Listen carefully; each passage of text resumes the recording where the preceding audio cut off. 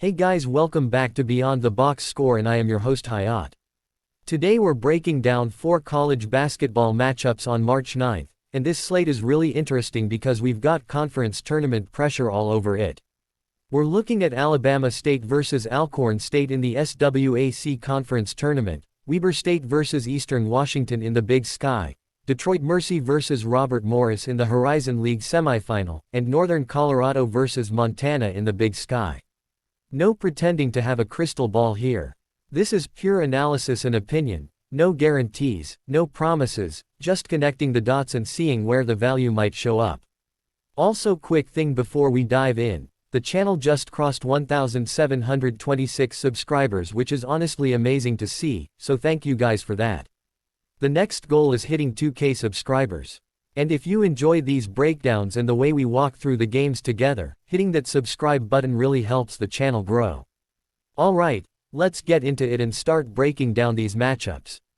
First we have Alabama State versus Alcorn State. The lean here is Alabama State laying the points. Let me walk through why I keep landing there when I think this matchup out loud. So first off, context matters here. This is the SWAC Conference Tournament, first round, and it's the 10-11 matchup, which already tells you something about the season both of these teams had.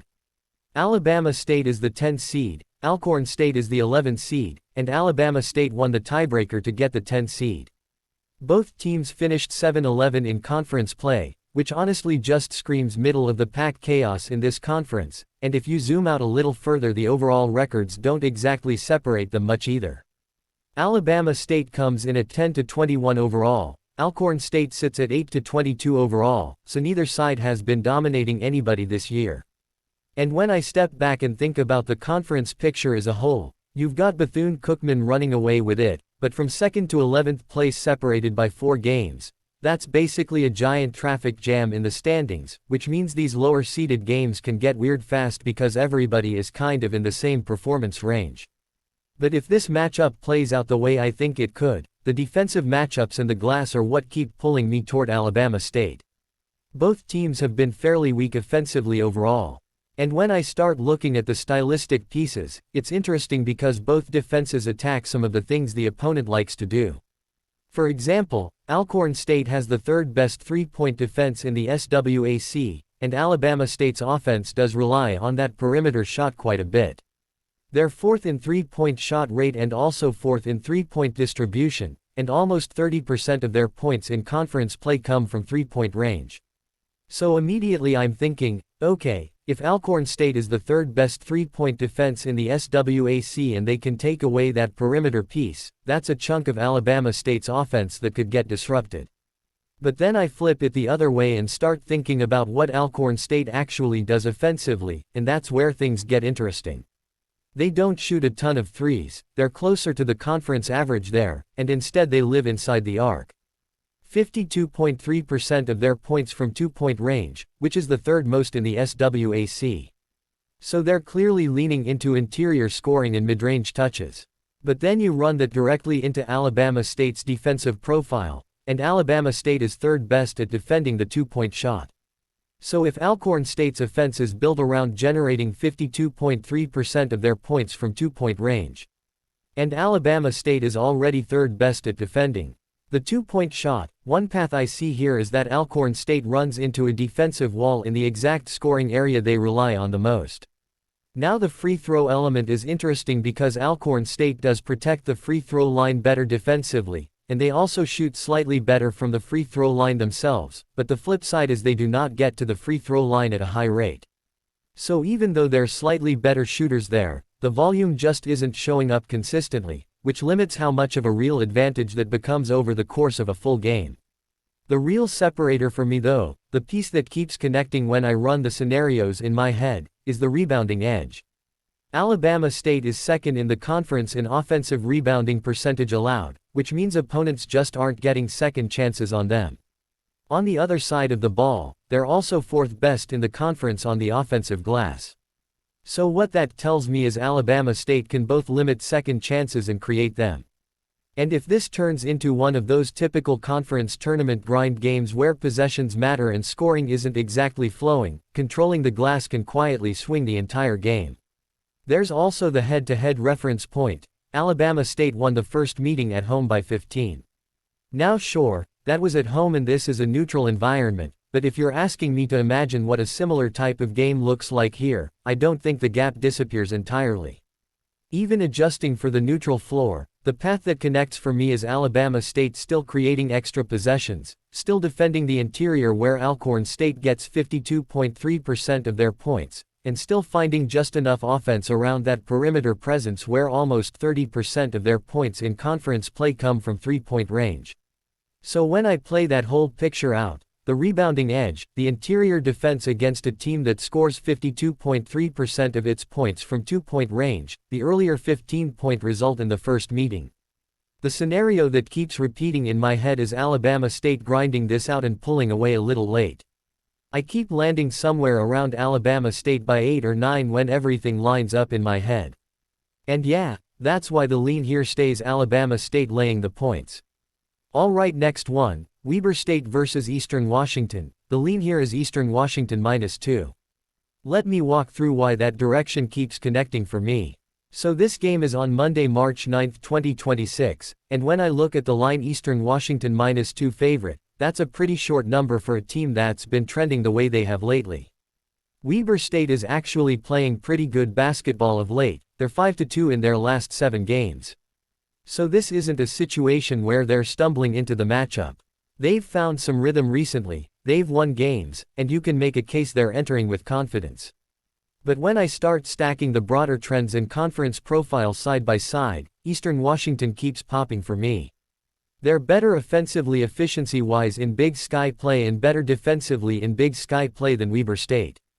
They're also a game or two ahead in the conference standings, which reinforces that overall efficiency edge showing up across the season.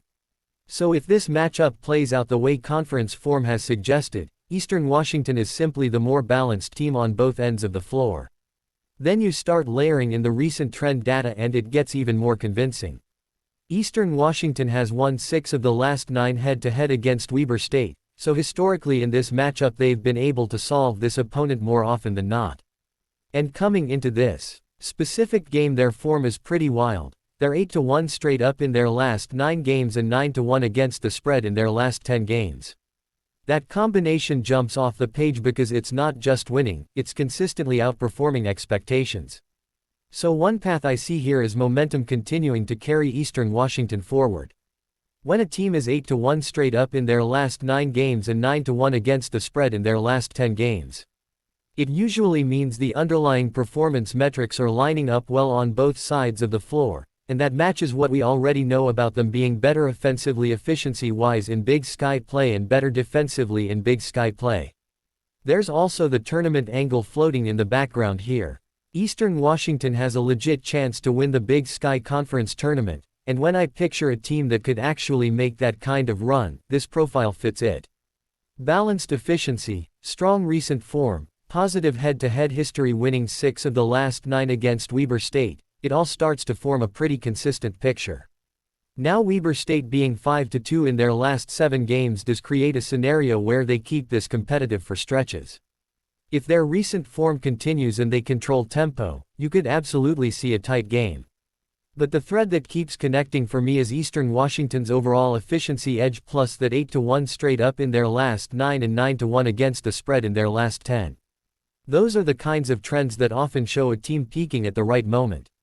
So when I stack everything together, the -2 line, the efficiency edge in Big Sky play, being a game or two ahead in the conference, the 6 of the last 9 head-to-head wins, the 8-1 straight up in their last 9, the 9-1 against the spread in their last 10.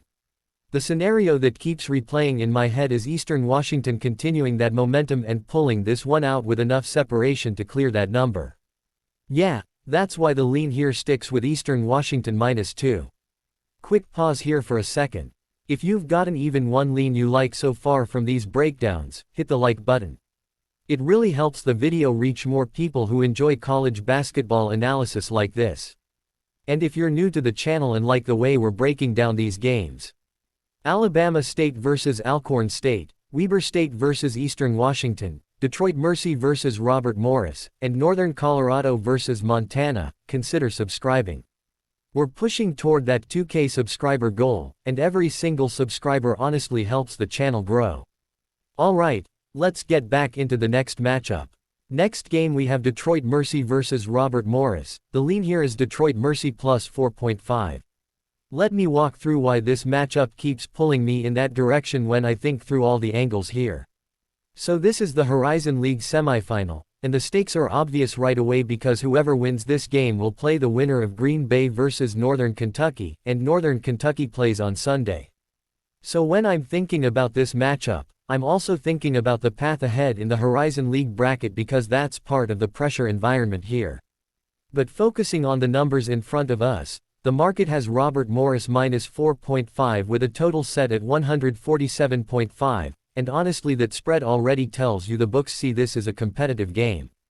And when I start digging into the performance trends of both of these teams this season, it kind of confirms that feeling because both squads have been absolute cover machines.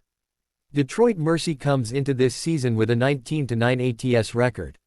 Robert Morris sits at 20-10 ATS. I mean, think about that for a second, both teams consistently outperforming expectations throughout the year. So when I'm thinking about this game, the first thing that pops into my head is that this is a matchup between two teams that have rewarded backers all season long. And then I look at the recent form and it gets even crazier because Detroit Mercy has won 8 of last 10 games and they've also covered in 8 of last 10 games. Meanwhile Robert Morris has won 9 of last 10 games and they've covered in 9 of last 10 games. So you've basically got two teams entering the Horizon League semifinal playing elite basketball right now. But then I start thinking about the head-to-head results this season because these teams played 2 times this season and Robert Morris won both games. They won the first game by 8 and they won the second game by 11. And if you're just scanning those results quickly you might look at that and think okay, Robert Morris clearly has the edge here. But one path I see here is looking deeper into how teams evolve across the season, especially heading into conference tournament play. Detroit Mercy feels like one of those teams that has gotten better as the year has gone on, especially when I look at their recent run of winning 8 of last 10 games and covering in 8 of last 10 games. So then I start thinking about where Detroit Mercy might actually hold advantages in a tight game, especially when the spread is Robert Morris minus 4.5 and the total is 147.5. And the first thing that jumps out is free throw shooting. Detroit Mercy has a top 10 free throw percentage in all of college basketball. Robert Morris ranks 275th in the nation in free throw percentage.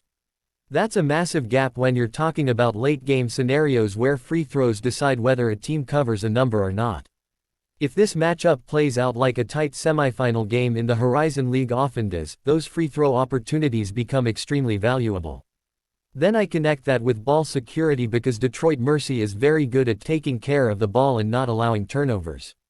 That's another detail that becomes critical in close games, especially against a team like Robert Morris that has had some turnovers this season. So if I imagine a scenario where Detroit Mercy controls possessions, limits mistakes, and then converts free throws at a top 10 free throw percentage in all of college basketball while Robert Morris sits at 275th in the nation in that category, suddenly that plus 4.5 starts to look really valuable. And this is the thing about a game like this. Robert Morris has been incredible this season at 20-10 ATS, they've won 9 of last 10 games, they've covered in 9 of last 10 games, and they already beat Detroit Mercy twice this season by 8 and by 11. So I completely understand the case for them. But what connects for me is that Detroit Mercy also sits at 19-9 ATS, they've won 8 of last 10 games, covered in 8 of last 10 games, and they hold specific advantages in free throw shooting and ball security. When I imagine a Horizon League semifinal with a total of 147.5 and a spread of Robert Morris minus 4.5. The scenario that keeps replaying in my head is a competitive game where possessions and free throws matter late. And in that type of environment, having the points becomes very appealing. Yeah, when I stack everything together, the lean stays Detroit Mercy plus 4.5. Last game of this video we have Northern Colorado versus Montana, the lean here is Northern Colorado minus 3.5. Let me walk through why that number feels short the more I think through the matchup. So the opening line in this game is Northern Colorado minus 3.5 opening line favorite versus Montana, And when I first saw that number I honestly thought it looked short considering the way Northern Colorado has been playing lately. Because if you look at their recent performance, Northern Colorado is 9-1 straight up in last 10 games. That's elite form entering this matchup. And when I'm evaluating games in the Big Sky this time of year, momentum combined with experience tends to matter a lot. And when I take a deeper look at Northern Colorado as a roster, the experience factor really jumps off the page. Northern Colorado starts 3 seniors, and 4 of their top 6 players are seniors or juniors. That means most of the core rotation is upper class, and that's why they're considered one of the more experienced teams in Division I. When you combine that experience with a team that's 9-1 straight up in last 10 games, it starts to paint the picture of a group peaking late in the season. Then I look at the most recent meeting between these teams because Northern Colorado beat Montana by 28 points in their last meeting. A 28-point win. And that game was Northern Colorado's last home game of the season. Now sure, you could argue the home court played a role there, but still. If a team beats an opponent by 28 points just one game ago, that result sticks in my head when I'm projecting the next matchup. It shows that when Northern Colorado is playing at their best, they can create a massive separation against Montana. Then I flip to Montana's profile and the contrast is pretty sharp. Montana starts 2 freshmen. That means this is a young team walking into a matchup against a veteran group that starts 3 seniors with 4 of their top 6 players being seniors or juniors.